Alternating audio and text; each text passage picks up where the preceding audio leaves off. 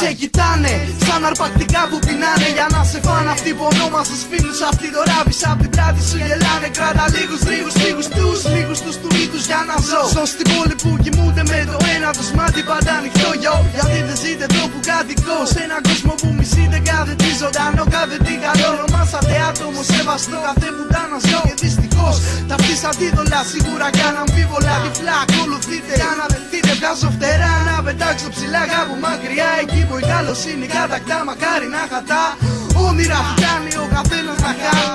Όνειρα δεν παίζουν όμως θαύματα από όνειρα σου πουλάνε την πλάτη, γυρνάνε πάνε στο μέρος όπου και πάω. Όταν κοιμάμαι βλέπω παραμορφωμένες μορφές και φοβάμαι αγγίζω. Κάθε τι που με πλάσε ίσο προς ίσο έχει σε μένα με δεδομένα. Κι όπως τρέχουν μόλις δουνε αριθμό το ένα. Τώρα πλέον όλα μοιάζουνε κατεστραμμένα. Φαντάζουνε σαν βασιλιά σε θρόνο χωρίς θέμα. Δάκρυα ματωμένα πριν το τέρμα. Κάτι να μιλά παρακαλώντας για ένα ψέμα.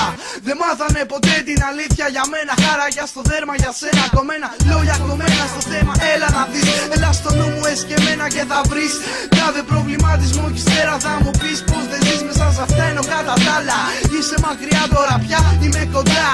Όσο κοντά σε ένα πρόσωπο μια γροθιά, μια γροθιά.